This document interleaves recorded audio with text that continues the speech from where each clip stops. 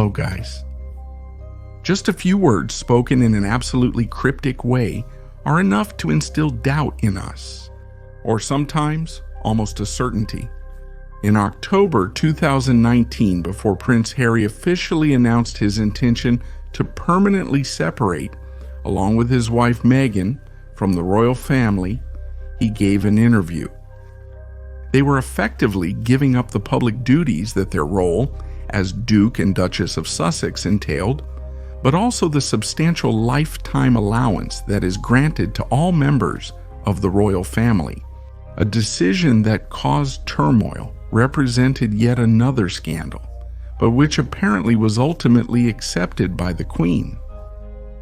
The reasons for this choice have been widely discussed by the media around the world. But where does the truth lie? So here's the chilling interview with Prince Harry. The news of Prince Harry and his wife Meghan's decision to divorce from the British royal family is certainly not a small thing. It could be considered a simple strategic move to become more independent and not have to abide by the strict rules imposed by the monarchy on its members. And in fact, that's how newspapers around the world are portraying it. A decision made in the name of freedom, the desire to distance oneself from a family that would be suffocating to anyone, but above all, the need to become financially independent and lead a more normal life. Sure, all very valid reasons, there's no denying that, but it's necessary to delve deeper into the real consequences of a choice of this kind. At the beginning, I referred to the loss of a lifetime allowance that every member of the royal family receives at the state level. We're certainly not talking about a small amount of change, but a substantial salary that all members of his family, including his wife and children, would have received. To this must be added all the other privileges reserved for the monarchy. I won't list them all here because you can imagine there are so many that giving them up simply for a desire for more freedom.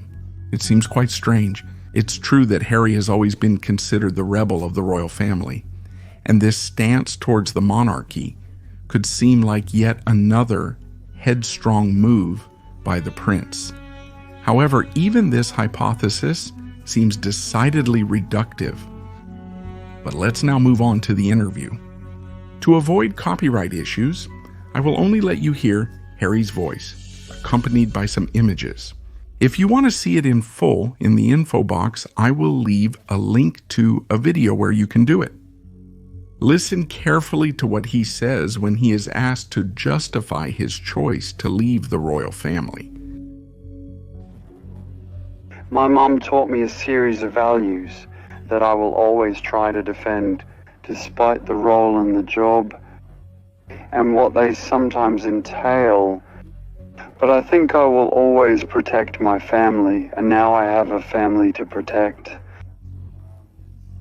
So all of this you've had and what's happened to you is incredible every day, and it's not me who's paranoid, but it's me who doesn't want a repeat of the past.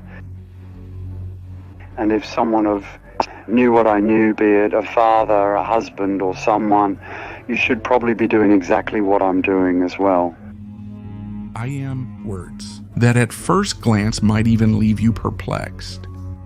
They almost seem to be spoken in code, but it's when we put them in context that everything becomes decidedly dark. Perhaps you are too young to remember, but those who lived in the 90s will fondly remember Princess Diana. Lady Di was loved all over the world, and even when she made the tough decision to separate from Prince Charles, everyone sided with her. It was known that her husband had a mistress, and that Diana suffered the pains of hell in a marriage that, in her eyes, should have been a fairy tale, but turned out to be the exact opposite. From the time her official engagement to Charles was announced, Diana was targeted by the press, which, especially at that time, had no half measures when it came to getting the exclusives. She was followed everywhere, under the spotlight at every moment of her life, even the most intimate ones. And throughout all this, Charles did not help her. On the contrary, he forced her to endure it as part of her new responsibilities as the Princess of Wales. But Diana's patience reached a limit, and she made one of the most difficult and somewhat dangerous decisions, that of leaving behind that toxic relationship and starting a new life. And that extreme act would only be the beginning of her even greater popularity. Diana soon transformed into the people's princess, committed to helping the most needy. She cared for the poor people and gave visibility to those who normally didn't have it. Her humanitarian work was constant and unprecedented, and this brought her even more support from everyone. By now, the royal family was living in the shadow of that woman, and this was becoming a problem. Then the final insult.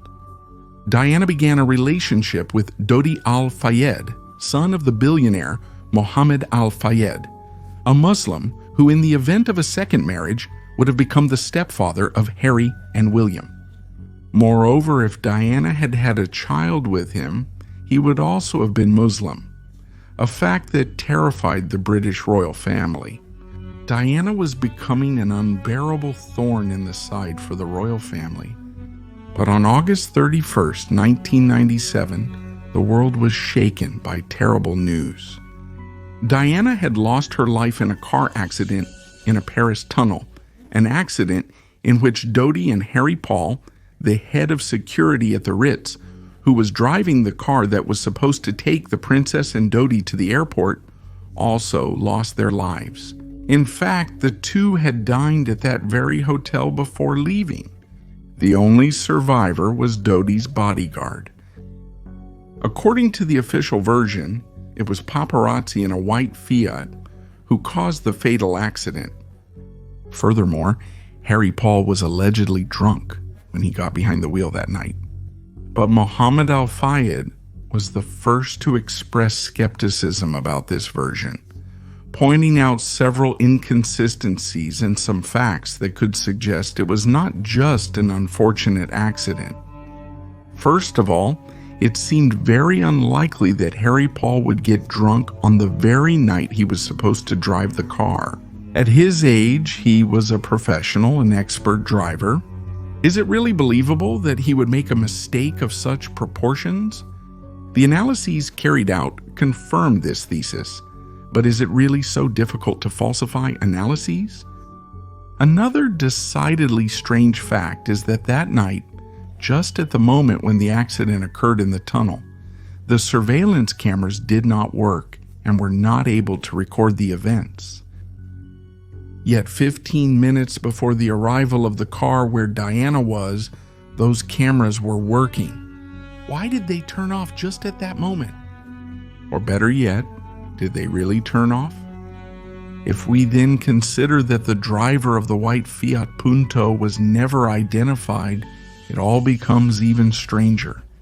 And there were other oddities, but all of them were regularly denied. The official version was naturally the one that had to prevail. It was an unfortunate accident. Yet there was another disturbing fact that could lend credibility to the conspiracy theory. In 1993, Diana's butler, Paul Barry, reportedly received a letter from the princess asking him to keep it for any eventuality. In it, Diana wrote, "This phase of my life is perhaps the most dangerous. My husband is planning a car accident, a brake failure, and a serious head injury to clear the way and be able to marry Tiggy," referring to Tiggy Legberg, the former babysitter of William and Harry. It was later suggested that the letter could be a fake and that it was given to Burrell himself to make his book about Diana's life, The Royal Duty, even more controversial. Absolutely plausible, but if it had been authentic. That being said, let's listen to Harry's interview together again. My mum taught me a series of values of which I will always try and uphold, despite the role and the job that sometimes is intended, but I think I will always protect my family, and now I have a family to protect. So all this that she has lived and what happened to her is incredible every day. And it's not me who is paranoid, but it's me who doesn't want a repeat of the past. And if anyone else knew what I knew, be it a father, a husband, or anyone, they would probably do exactly what I do.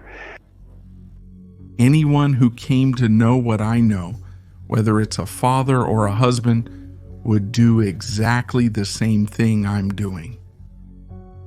Now, these words certainly seem more disturbing, don't they? So, protecting one's family, preventing the past from repeating itself, knowing things that have been kept hidden to perhaps avoid a scandal or something worse. What do you all make of this? For fairness, I will also mention the interpretation that has been made of these words by those who have never believed in the conspiracy theory. Perhaps Harry was simply referring to the press abuses that persecuted Princess Diana throughout her life, and that, according to the official version, led to her death. But what do you think? What did Harry really mean in that interview? Let me know in a comment. If you liked the video, subscribe to the channel, leave a like, or share it with your friends. Greetings, and see you in the next video of The Unexplainable.